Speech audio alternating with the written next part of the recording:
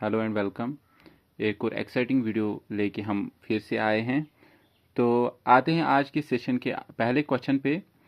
ये सारे क्वेश्चन जो आज के सेशन में हम करने वाले हैं ये JKSB जूनियर असिस्टेंट एग्जामिनेशन में पूछे गए थे, और जितने भी क्वेश्चन हैं ये सारे एप्टीट्यूड से लिए गए हैं। सिर्फ एक क्वेश्चन जो एंड में हम करेंगे वो रीजनिंग पोर्शन से लिया गया है, बाकी जितने भी क्वेश्चन हैं वो एप्टीट्यूड पार्ट से लिए गए हैं।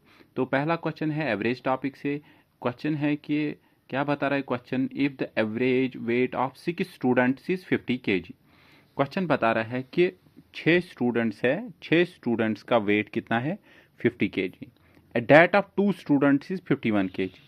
और 2 का क्या है, 6 का क्या है 50 किलो वजन है, 2 का क्या है 51 kg है, और 2 का क्या है 55 kg total. Then the average weight of all 10 students, हमें कंबाइंड एवरेज निकालनी है 10 स्टूडेंट। यहाँ पे 6 है यानी 6 + 2 + 2, 6 + 2 + 2 इज 10। तो हम क्या करेंगे, हमें एवरेज वेट निकालनी है। उसके लिए हम पहले क्या करेंगे, ये जो 6 स्टूडेंट्स है इनका पहले हम ओवरऑल वेट करेंगे। तो 6 का वेट, जो पहले 6 स्टूडेंट्स हैं उनका वेट हासिल करने के लिए हम क्या करेंगे, कितने स्टूडेंट्स है 6 स्टूडेंट्स है, हर एक स्टूडेंट का कितना वेट है 50 kg है। तो हम इनको मल्टीप्लाई करेंगे, यानी हम देखेंगे कि 6 स्टूडेंट्स का टोटल वेट कितना है। Total weight of 6 students equal to 6 × 50, that equal to 0, 6 5 are 30। So total weight of first 6 students is 300 kg. Now we will find the weight. अब हम क्या करेंगे, और दो जो स्टूडेंट्स है, दो अगले स्टूडेंट्स, हर एक स्टूडेंट का वेट कितना है 51 kg। तो हम निकालेंगे अब अगले जो दो स्टूडेंट्स हैं उनका वेट निकालेंगे। तो 2 1 जार 2, ठीक है, 2 5 जार 10। सो पहले 6 स्टूडेंट्स का वेट कितना है 300 kg कंबाइंड वेट। अब जो नेक्स्ट 2 स्टूडेंट्स हैं उनका कंबाइंड वेट क्या है 102 kg। इसी तरह अगले जो दो है उनका एवरेज क्या है 55 है, तो हम उनका भी वेट निकालेंगे, वो आ जाएगा 110 kg के बराबर।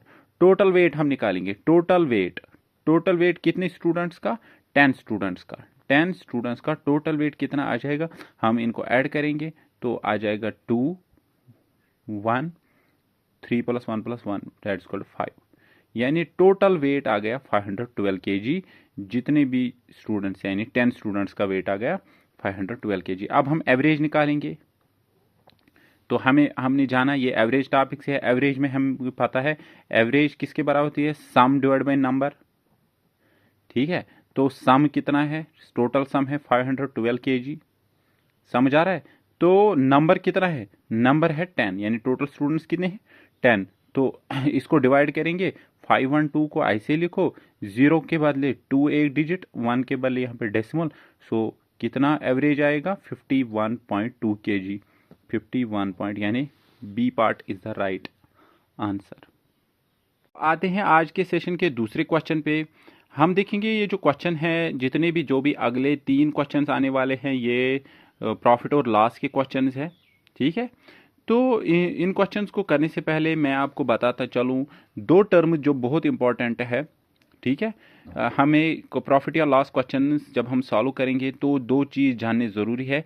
एक है कॉस्ट प्राइस, ठीक है, दूसरा है सेलिंग प्राइस, ठीक है। कॉस्ट प्राइस क्या है, कॉस्ट प्राइस किसको कहते हैं, पहले हमें ये जान लेना चाहिए कि कॉस्ट प्राइस क्या होता है।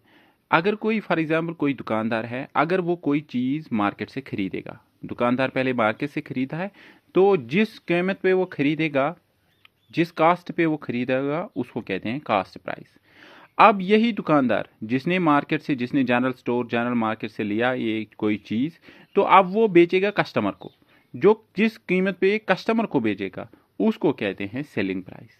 क्या कहते हैं, सेलिंग प्राइस, ठीक है। आपको अच्छी तरह समझ आ गया होगा। हम ज़्यादा इस टॉपिक में आगे नहीं बढ़ेंगे, मुझे बस ये 2 टर्म्स आपको सिखानी थी, कास्ट प्राइस किसको कहते हैं, सेलिंग प्राइस किसको कहते हैं, ठीक है। तो आते हैं आज के सेशन के दूसरे क्वेश्चन पे। The cost price of A radio is ₹600। वही से दिया गया है जो कास्ट प्राइस है, CP है, वो किसके बराबर है ₹600 के बराबर। कास्ट प्राइस वही से दिया गया है। The 5% of the cost price is transportation charges. हम पहले निकालेंगे ट्रांसपोर्टेशन चार्जेस। ट्रांसपोर्टेशन यानी टी चार्जेस कितने हैं, वो है 5%। आपको पता है जब आप कोई चीज़ दुकान से खरीदते हैं, ठीक है, जनरल स्टोर से खरीदते हैं तो आप किसी कीमत पे उसको खरीदते हैं, ठीक है। फिर अगर आपको गाड़ी लेनी हो तो गाड़ी का किराया अलग से देना पड़ता है, ठीक है। गाड़ी का किराया कॉस्ट प्राइस में नहीं जोड़ा होता है, ठीक है। गाड़ी का किराया जो होता है वो अलग होता है। तो ट्रांसपोर्ट चार्जेस कितने हैं ये वही से बता रहा है। ट्रांसपोर्ट चार्जेस है 5% of cost price. 5% of cost price कितना है 600। तो 0 2 कैंसिल हो जाएंगे, 5 6 आर 30, यानी ₹30 है ट्रांसपोर्टेशन चार्जेस। कास्ट प्राइस कितना है 600 और ₹30 है ट्रांसपोर्टेशन चार्जेस। अब जो कास्ट प्राइस बन जाएगा, पहले तो 600 थे ही, वो इसमें जोड़ दो, इसको ऐड करो इसके साथ 036, यानी 630 बन गया अब हमारा कास्ट प्राइस, ठीक है। क्योंकि जो ट्रांसपोर्टेशन चार्जेस वो अब ऐड करेंगे इसमें। असल में हमें ऐड नहीं करना होता है, यहाँ पे ज़रूरत है क्वेश्चन में इसलिए हमने ऐड किया, अदरवाइज़ यहाँ पे ज़रूरत नहीं थी। बाकी क्वेश्चन में ज़रूरत पड़ भी नहीं सकती है, पढ़ भी सकती है, लेकिन यहाँ पे ज़रूरत है इसलिए मैंने ऐड किया। क्योंकि ये आफ्टर एडिंग दैट, ये बोल रहा है कि ऐड इसको करने के बाद अब जो नया कास्ट प्राइस बन जाएगा, न्यू कास्ट प्राइस, वो ट्रांसपोर्टेशन चार्जेस के साथ ऐड हो जाएगा, ठीक है। After adding that if the net profit to be made is 15%। अब ये बोल रहा है कि नेट प्रॉफिट, प्रॉफिट ये वही से बोल रहा है। प्रॉफिट कितना है, प्रॉफिट जो है ये बोल रहा है 15% ऑफ हमेशा, ठीक है। ऐड करने के बाद देखो प्रॉफिट हमेशा होता है कॉस्ट प्राइस पे, लेकिन यहां पे इसने बोला है ऐड करना है इसको ट्रांसपोर्टेशन चार्जेस को, इसलिए कभी कभी अगर आपको प्रॉफिट निकालो, प्रॉफिट हमेशा कॉस्ट प्राइस पे ही हम निकालते हैं। नोट इट, प्रॉफिट हमेशा कैलकुलेट किया जाता है कॉस्ट प्राइस पे, ना कि सेलिंग प्राइस पे, ठीक है। तो प्रॉफिट यहां पे इसने ऐड किया है इसको 30, ठीक है, ये बन जाएगा 630। अब हम प्रॉफिट निकालेंगे, प्रॉफिट क्या बोल रहा है 15% ऑफ न्यू कॉस्ट प्राइस, वो कितना है 630। तो हम क्या करेंगे, अब हम 15% ऑफ 630 निकालेंगे, ठीक है। जीरो के साथ जीरो कैंसिल हो जाएगा, 5 3 आर 15, 5 2 आर 10, सो 63 को 3 के साथ मल्टीप्लाई करें, वो बन जाएगा 189, डिवाइड बाई 2 करो तो 94.5 आ जाएगा वो, ठीक है। मैंने कैलकुलेट करके रखा है इसलिए मुझे जल्दी हो गई, यू कैन कैलकुलेट इट, तो हमें आ गया 94.5। अभी ये आंसर नहीं है, लेकिन हमें क्या जानना है एट द एंड, ठीक। Then price of the radio must be, अब जो प्राइस है वो क्या होना चाहिए। सो 630 है पहले से ही प्राइस, ठीक है, जो पहले न्यू सेलिंग कॉस्ट प्राइस था, तो इसको ऐड करेंगे 94.5, ठीक है, 0.0, तो 5.4, 9 + 3 is 12, carry 1, 6 + 1 is 7, 724, 724 is the right answer, 724.5, this is the correct option. Hope you have understood. आज के सेशन के तीसरे क्वेश्चन पे, ये भी JKSSB जूनियर रजिस्टर में पूछा गया था। जो 17 और 18 क्वेश्चन नंबर है, ये जो नेक्स्ट 2 क्वेश्चन है, ये इन दोनों का सेम मेथड है। I hope you will understand them and you will listen to them carefully. हम देखेंगे हमें क्या करना है। पहले क्वेश्चन, इस वाले क्वेश्चन में हमें निकालना था सेलिंग प्राइस जो ऊपर था क्वेश्चन, लेकिन अब हमें जो क्वेश्चन 2 है, दोनों में कॉस्ट प्राइस हमें फाइंड आउट करना है। हम कैसे करेंगे, लेट्स फाइंड आउट। ऐसे क्वेश्चन बार बार हमारे एग्जामिनेशन में आते हैं। ये 2 क्वेश्चन जो है, चाहे आपको बैंकिंग का एग्जाम हो, चाहे SSC का एग्जाम हो, चाहे आपको RRB का एग्जाम हो, चाहे JKSSB का एग्जाम, अगर कॉस्ट प्राइस और सेलिंग प्राइस पे क्वेश्चन हो, तो ये 2 टाइप के क्वेश्चन हमेशा पूछे जाते हैं, ठीक है। तो आते हैं आज के नेक्स्ट क्वेश्चन पे, क्वेश्चन नंबर 3 पे। By selling article for ₹960 a man incurs a loss of 4%। क्या बोल रहा है कि एक इंसान ने, एक शॉपकीपर ने 960 रुपीज़ में एक चीज़ को बेचा, ठीक है। तो अब बेचने के बाद उसको 4% का नुकसान हो गया, तो हमें कॉस्ट प्राइस निकालना है। मैंने पहले ही बोला जो प्रॉफिट होता है, चाहे लॉस हो चाहे प्रॉफिट हो, वो हमेशा कॉस्ट प्राइस पे ही होता है। हम एक काम करेंगे, इसमें हम कॉस्ट प्राइस लेट CP किसके बराबर रखेंगे, हम उसको X के बराबर रखेंगे। किसके बराबर रखेंगे, X के बराबर। समझ आ गया।